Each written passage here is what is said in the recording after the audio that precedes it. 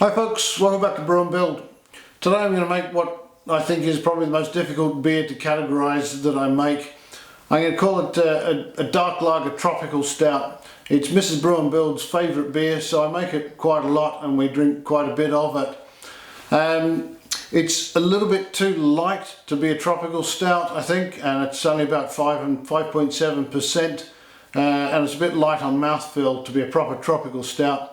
But it's certainly too rich, I think, to be just referred to as a dark lager. There's too much crystal malt in it. There's too much Belgian candy sugar in it as well to be a proper dark lager. So probably the most accurate description is a dark lager tropical stout. So let's get into it and have a look at the recipe. It's going to be about 70% pale malt we'll start with. Then we're going to add about 8.5% of wheat malt, which I think gives it a certain richness and it helps with the head retention as well on the beer. We'll put in a bit over 6% Chateau Special B, and that brings real fruit flavours and dark fruit flavours in there and works well with my Belgian candy sugar that I put in it. It'll have about 3.5% of roast barley, which then gives it the real roasted taste that we're after for the stout. But that also works very well with the Belgian candy sugar as well, and they complement each other very well. I'm going to stick in 2.5% of dark crystal, once again adding to the sweetness there. Bit over 1% of honey malt, just want to bring that rich malt taste into it some more, so that helps, I think, with that. And then we're going to stick in about 8% of my Belgian candy sugar that I make as well. And that helps to both sweeten it, it also brings fruit flavours, dark fruit flavours to it, but the sugar also helps to lighten it all back down again and makes it a very easy drinker. Hops wise, I'm going to use East Kent Goldings, but it's in for a 60 minutes addition there, so we're just using it mostly for bittering, so it probably doesn't matter a great deal what hops we use. I'm going for about 24 IBU on the hops. Yeast wise, I'm going for probably my favourite powdered lager yeast. I'm going to use Mangroves Jack's Bavarian Lager M76. I think any reasonable lager yeast would probably work quite nicely in this. And the lager yeast in it then keeps it nice and light and crisp, and all you get then is the malts and the sugars showing rather than any yeast attributes particularly. For a water profile, I'll stick that up in the corner here, but I'm going for my reasonable minerally sort of profile to help dry the beer out a little bit at the end of the mouthfeel, and it also adds a little bit of body probably to it. So let's head through to the kitchen and we'll start milling some of these grains and we'll start brewing this. I'll just quickly measure out the grain bill and then we'll add that to the hopper of the mat mill. I'm using the German mat mill here and milling down to 1.1mm setting, which I find is perfect for the Braumeister. Seeing as it's winter and we've got the wood burner running, I've got a big pot of water on, just preheating the mash water just to save a little bit of electricity. While that's heating, I'll measure out the minerals and then load it all into the Braumeister for a single infusion mash. Once all the grains are poured in, I give it a really good stir.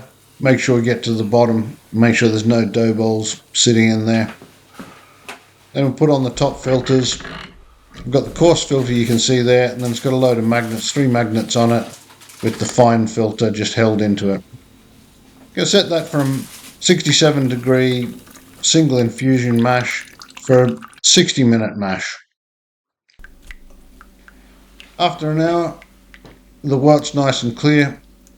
I've done an iodine test on this to test for starch, and we've got a full conversion of all the starches into sugar.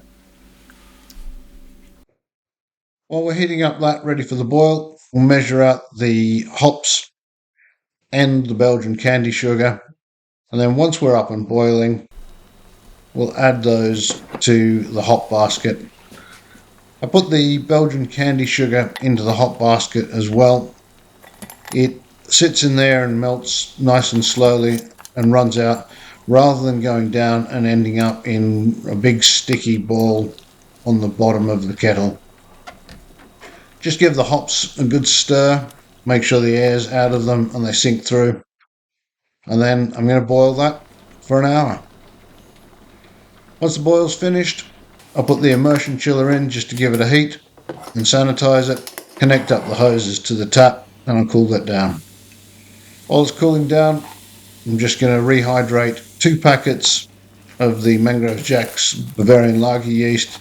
Leave that to rehydrate for about 15 to 20 minutes. While that's rehydrating, we're going to check the gravity, and we've got 1052, which is what we're after. With the yeast rehydrated, I'll add that to the fermenter. As you can see, there's a few lumps left in it, but it won't cause any problems. Now, drain the wort into the fermenter. I'm using the keg fermenter, and as I drain the wort in, it's getting quite a lot of aeration just through the splashing. We'll stick that into its cold cabinet. We'll ferment it down at 10 degrees, and then we'll wait.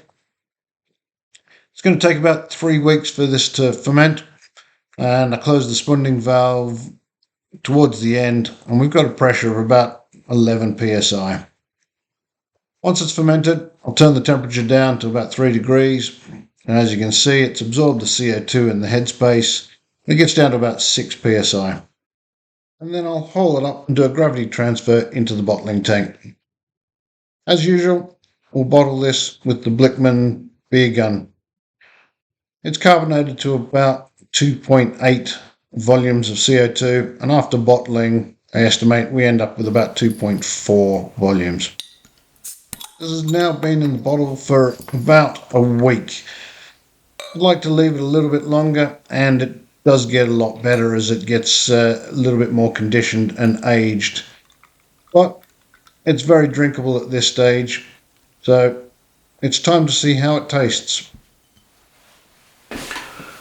Okay, so it's time for the tasting. I think I drink enough of this that I could probably review it without a bottle in front of me. But once again, I can smell the beer from here. There's a real caramel note coming off it from the sugar and the crystal malt. The special B comes through there, I think.